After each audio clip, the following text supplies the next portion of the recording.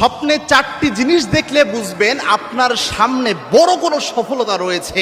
যদি এই স্বপ্নের ব্যাখ্যাটা বুঝে এই সুযোগটাকে কাজে লাগাতে পারেন, হতে পারে আল্লাহ এটার মাধ্যমে সফলতাকে আপনার সামনে নুইয়ে দিবেন। এটা মারাত্মক একটা বিষয়। এই স্বপ্ন এটা অনেক ইম্পর্টেন্ট একটা জিনিস প্রিয় ভাই। Dream is not a silly matter in ইসলাম।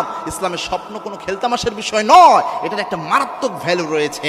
এবং কি আল্লাহর হাবিব সাল্লাল্লাহু আলাইহি সাল্লাম বলতেন, লাম ইয়াবকা মিনান নুবুওয়াতি ইল্লাল মুবাশশিরাত। আমার উম্মতের জন্য নবুয়াতের কোনো কিছু আল্লাহ অবশিষ্ট রাখেন নাই একমাত্র মুবাশশিরাত ছাড়া।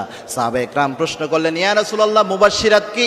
আল্লাহর হাবিব সাল্লাল্লাহু আলাইহি সাল্লাম বললেন, আর রুইয়া সালিহা, সত্য স্বপ্ন, ভালো স্বপ্ন, এটাই হচ্ছে মুবাশশিরাত। আমার উম্মতকে আল্লাহ যখন কোনো দিক নির্দেশনা দিতে চাইবেন, যেহেতু আর নবী অবশিষ্ট নাই, আমার উম্মতকে আল্লাহ রাব্বুল আলামিন সত্য স্বপ্ন দেখাইয়া দিক নির্দেশনা দিবেন। আল্লাহু আকবার। এজন্য সত্য স্বপ্নর একটা ভ্যালু রয়েছে। এবং আল্লাহর হাবিব বলতেন, নবুয়াতের 46 ভাগের 1 ভাগ হচ্ছে একটা সত্য স্বপ্ন।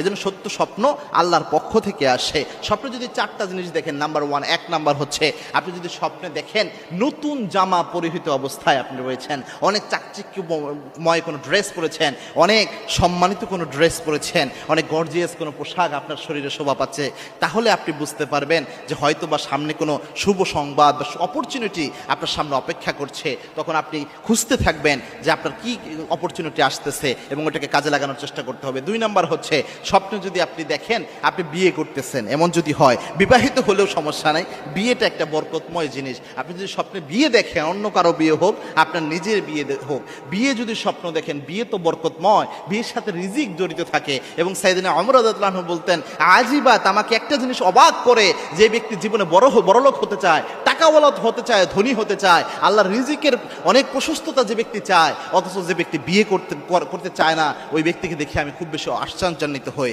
এবং কি আল্লাহর কোরআনের ঘোষণা হচ্ছে, কোনো ব্যক্তি যদি আল্লাহর উপর ভরসা করে বিয়ে করে ফেলে, ওই ব্যক্তি যদি গরিবও থাকে, ইগনিহিমুল্লাহু মিন ফাদলি, আল্লাহ জানিয়েছেন কোনো ব্যক্তি যদি গরিব অবস্থায়ও থাকে, ইগনিহিমুল্লাহু মিন ফাদলি, আল্লাহ নিজ অনুগ্রহে তারে ধনী বানায় দেয়। সুবহানাল্লাহ। এজন্য বিয়ে কল্যাণ নিয়ে আসে, বরকত দিয়ে আসে, সৌভাগ্যের প্রতীক বিয়ে স্বপ্নে দেখলে তবুও বুঝবেন যে আল্লাহ কোনো না কোনো সুসংবাদ সামনে রেখে দিয়েছেন। 3 নাম্বার হচ্ছে আপনি যদি বৃষ্টির পানি দেখেন, বৃষ্টির পানি আপনার উপর পড়তেছে অথবা বৃষ্টির পানি আসতেছে আপনার দিকে, এরকম কোনো স্বপ্ন যদি দেখেন, নদী যদি দেখেন, সমুদ্র যদি দেখেন, সফর করতেছেন আপনি, সফর দেখা অনেক সময় নদী, সমুদ্র, জাহাজ, এগুলো দেখা অনেক সময় ভালো আলামত বহন করে এবং আপনার দূরের কোনো সফর থাকার আলামত বহন করে। এরকম কোনো কিছু দেখলেও এটা বুঝবেন। অথবা বৃষ্টির পানি আসতেছে, বৃষ্টির পানি কিন্তু আল্লাহর পক্ষ থেকে আসে। যখন বৃষ্টি হতো, আল্লাহর হাবিব সাল্লাল্লাহু আলাইহি ওয়াসাল্লাম হাত দিতেন বৃষ্টির পানিতে, হাত দিয়ে বলতেন যেটা আল্লাহর পক্ষ থেকে এসেছে। এবং আল্লাহর হাবিব বলতেন, আল্লাহুম্মা সাইয়্যিবান নাফিআ।